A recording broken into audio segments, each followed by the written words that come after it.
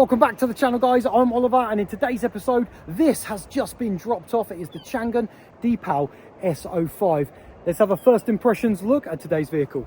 Wow, I like the looks. I've got to admit, I like the looks. I think it's a good looking car, but it's not too overstated. It's going to appeal to the masses. It's got some good creases and angles in the right places, and the light tonight is just hitting it well. We enjoyed filming with the S07, but this is the S05. It's got better charging than the S07. I remember it being under 100 kilowatts with the S07. This one can actually accept up to 200 kilowatts of power, max charge. A wall box at home, 11 hours, 0 to full, 23 minutes on a fast charge. But that's around 10 to 8%. Let's have a little look around the car. Some of my favourite bits. I actually prefer the headlights to the S07. A little bit more angular, a little bit more aggressive. I do love the logo. I think the logo of this S05 reminds me of the sinister baddie from the Emoji movie, the nutty robots that are chasing down the emojis. Now, this has got an active grille shutter system. Sometimes it doesn't know what it's doing. It's opening it, it's closing them.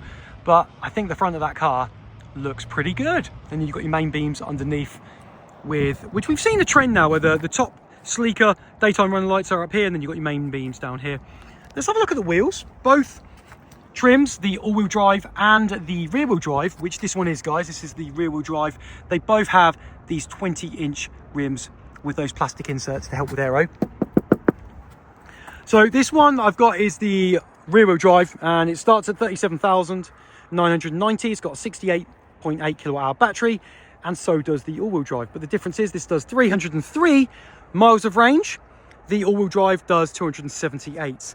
And you've got this fancy energy ring here which tells you your state of charge. So when you're charging your car up, these change. At the moment it's green, obviously it's a bit lower, it might change color, and that is called the energy interaction ring or something. When you get close, door handles pop out, easy to use. We'll check out the interior in a minute because I just want to show you the rest of the car, and I want to know what you guys think. Honestly, with all these options of Chinese cars now coming in, we've got so many options to choose from. So this is actually 268 brake horsepower, which is more than enough, I think, which is a 7.5, 0.62. The all-wheel drive is 5.5. Very quick. We're going to do a full review on this car, what it's like to live with. So if that's of interest, get subbed to the channel. But I mean, look at that. That's a gorgeous side profile. And the wheels are growing on me with those inserts, you know. So there we go. It's a little bit of a quick walk around. A few bits of chat about the stats. You'll have to let me know what you think about the S05. Okay, look, let's talk about the boot space. So we have got 492 litres of boot space here. I love that. Deepal S05, just in case you forget what car you're driving on the parcel shelf. That's a bit much, maybe. You've got a little 12 volt here, 60-40 split there. These cubbies aren't too deep, but you'd have some tether points. And you've got these little hooks that say max 3 kilograms, so you can hang some bits of shopping. But cables there, 492 litres, and you have a little bit of a flap here as well. So enough storage, I think, in the back, 492. But this is epic. The Frunk storage.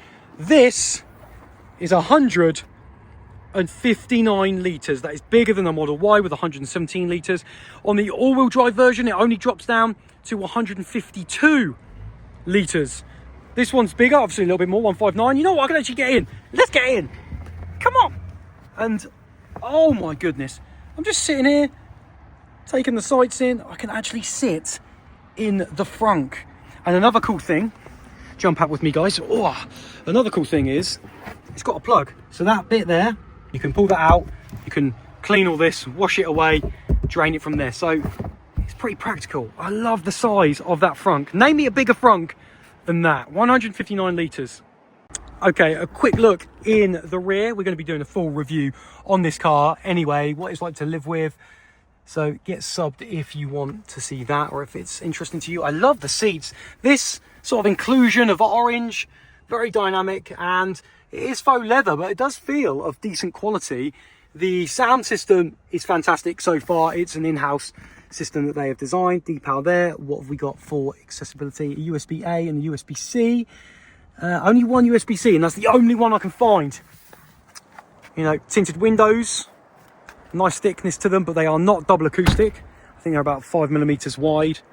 So I don't think they're going to be as quiet as you would on double stacked acoustic layered glass. But there you go, it's a little bit of the rear space.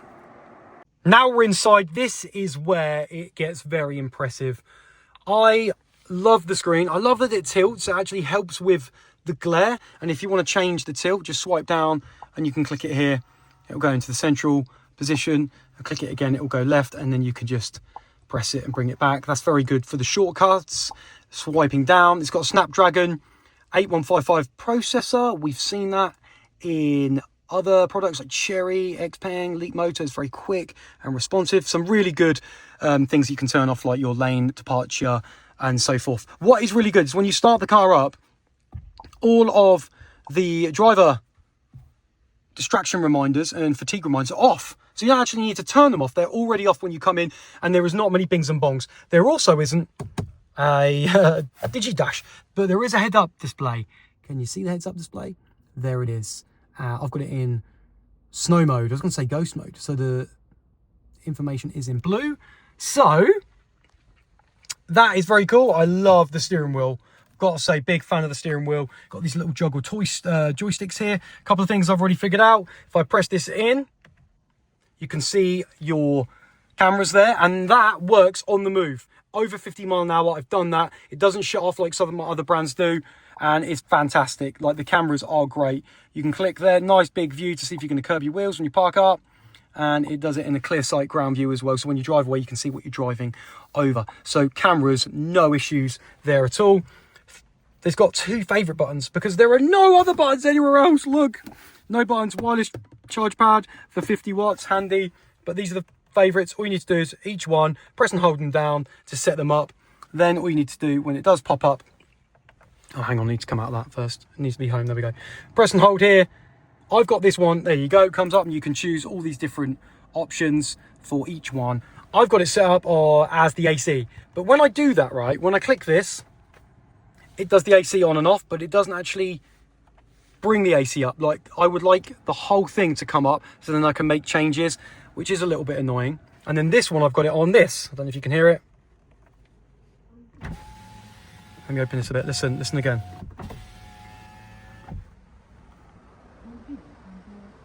So basically, you can go on this thing called Easter egg. What I found, it's got an external speaker like we've seen with the Teslas. You can either hold to speak and say, hey guys, make sure you remember to get subscribed. We're doing a full review on this. And it'll come out. Or you've got these ones that say,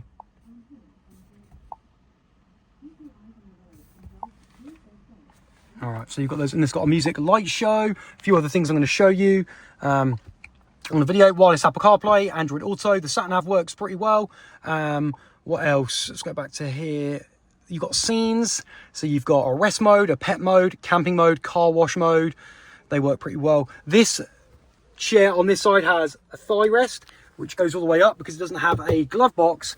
So this seat can go down pretty full. So when you're charging your car, you can jump in your passenger seat and have a little nap. But I am impressed with these seats. Ventilated, and here we go. Let me show you a picture of it. Ventilated, heated, and heated steering wheel. And you get that all one trim level. You've got a pano roof, which is £1,000 option. And there's no way to do the pano roof. You actually have to swipe down from the top and then click open shade. I couldn't hit it properly. There you go. Then it comes open. So that's quite cool, and that's £1,000 as an option. What else can I show you that I figured out so far? Okay, so the regen, that's a little bit interesting. So it's kind of linked to the drive modes, unless you go to custom and then click on there, and then these are the things you can customize. Now, you can have strong recuperation, or if you go to customize, you've got a bar. I've never seen that. So up to 100% maximum regen, and you can move it down a percentage each time to find what's right for you. I haven't seen a regen been done like that before. Normally it's flappy paddles, or normally it's just a button that you would have here under your drive modes. So the drive modes there. You can see I've got 138 miles left, and that's 46%. It's got external power supply, so V2L capabilities up to 6 kilowatts. It's pretty easy to access once you know. There's quite a few little sub menus, and obviously driver assist is a good one. And yeah, I'll have a little go at pulling down the old toggle. That's how you get your autopilot on and everything. I've just put it in drive, I just heard it. But overall, I love it. I mean, the steering wheel feels fantastic, nice and girthy and thick.